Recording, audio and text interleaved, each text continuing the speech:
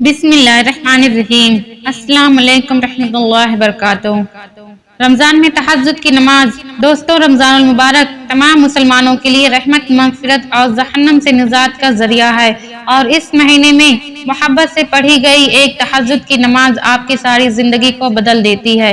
ایک دکھی ہوئی روح، ٹوٹا ہوا دل، ایک جان نماز اور رات کا آخری تنہائی حصہ آپ کی زندگی کی تمام تکلیفوں کو ختم کر سکتا ہے، کیونکہ فرض نماز کے بعد سب سے افضل نماز درمیانی رات کی نماز تہجد ہے۔ ایک حدیث میں آتا ہے کہ نبی کریم صلی اللہ علیہ وسلم نے فرمایا، اللہ تعالیٰ رات کے آخری تنہائی حصے میں آسمان سے دنیا کی طرف نزول کر کے فرماتا ہے کہ کون ہے جو مجھ سے مانگے اور میں اسے عطا کروں، کوئی ہے جو مجھ سے بخشش اور مغفرت طلب کرے اور میں اسے بخش دوں۔ اللہ تعالیٰ رات کے آخری حصے میں بندے سے زیادہ قریب ہوتا ہے۔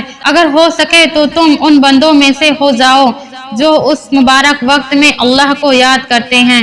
فرض نماز کے بعد تہجد ہی وہ واحد نماز ہے جو اللہ سے کن کہلوانے کی طاقت رکھتی ہے، اور تہجد گزار لوگوں کو اللہ بہت پسند کرتا ہے، کیونکہ تہجد اللہ کی لاڈلی عبادت ہے، اور رمضان میں تو یہ اللہ کی اور بھی زیادہ لاڈلی عبادت ہو جاتی ہے۔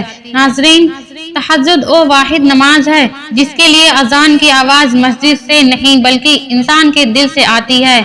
یہ بہت ہی نصیب کی بات ہے کہ جس سے چاہے اللہ تہجد کی دعوت دے۔ چہرے کی نورانیت، دل کا نور، جسم کی راحت، قبر کی ساتھی، نزول رحمت کا ذریعہ، جنت کی چابی، میزان میں حساب کا وزن، اللہ کی رضا، جنت کی قیمت اور آگ سے بچنے کا بہترین ذریعہ ہے۔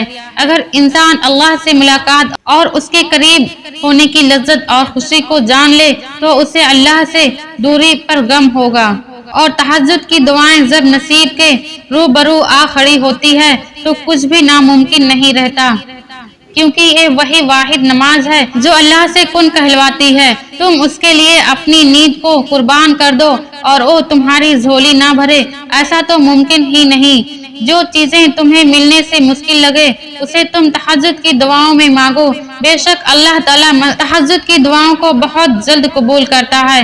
اگر آپ کسی پریشانی یا کسی فکر کی وجہ سے سو نہیں سکتے تو آپ اٹھیں، وضو کریں اور تہجد کی نماز ادا کریں۔ اللہ تمہارے سننے کا انتظار کر رہا ہے، تو اللہ تعالیٰ سے فریاد کرو۔ رات کی تاریک ترین اوقات میں جب دوسرے بہت گہری نیند سے سو رہے ہوں، دیکھیں کہ اس کی رحمت آپ کو کس طرح چھوتی ہے، وہ بھی معجزانہ طور پر۔ یہ وہ طاقت ہے جو آپ کو حیران کر دے گی کہ اللہ سبحانہ تعالیٰ کی طرف سے دعاؤں کا کتنا حیرت انگیز طور پر جواب دیا جاتا ہے۔ جب اللہ تعالیٰ تمہیں معجزوں سے نوازنا چاہتا ہے تب وہ تمہیں تہجد کی لگن لگا دیتا ہے۔ جب اس نے تمہارا نصیب بدلنے کا سوچا ہوتا ہے تب وہ تمہیں تہجد کی سجدے تک لے جاتا ہے۔ رات کی خاموشی میں بہنے والے آنسو اللہ کو راضی کر لیتے ہیں، پھر اس کے بعد صرف حیران کن معجزات ہوتے ہیں، کیونکہ تہجد ایک تنہائی کی ایسی جادوئی گھڑی ہے جو اللہ کی رحمت برستی ہے، اور یہ آپ کی روح کے اندر ایک ایسا نور جلا سکتی ہے جو آپ کو تاریخ سے تاریخ ترین دور سے دور لے جائے گی۔ رات کے آخری حصے میں اٹھ کر نماز پڑھنے کو تہجد کہتے ہیں۔ یہ نماز سنت تو نہیں ہے، یہ ایسی نفل نماز ہے جو تمام نفل نماز سے بڑھ کر ہے۔ قرآن اور حدیث میں اس نماز کا بڑا ہی ثواب ہے۔ رمضان میں تہجد کی نماز خوب پڑھیں۔ اللہ جسے توفیق دے اسے سال کے 12 مہینے میں تہجد کی نماز ضرور پڑھنی چاہیے۔ اگر تمام مہینے تہجد کی پابندی ممکن نہ ہو تو رمضان میں ضرور پڑھیں، رمضان میں ضرور پڑھ لینی چاہیے۔ ویسے بھی یہ نماز رمضان میں سہولیت کے ساتھ پڑھی جا سکتی ہے۔ تہجد اور سحری کا وقت تقریباً ایک ہی ہوتا ہے۔ اگر سحری کے لیے کچھ دیر پہلے اٹھنے کا معمول بنا لیا جائے تو یہ بآسانی نوفل تہجد ادا کی جا سکتی ہے۔ اگر سحری اول وقت میں کر لی جائے تو صبح صادق سے پہلے بھی تہجد پڑھنے کی گنجائش ہے، بس تھوڑی سی ہمت کی ضرورت ہے۔ نماز تہجد یہ ہے، باقی نماز کے بعد رات کو سو کر اٹھیں اور کچھ نوافل پڑھیں۔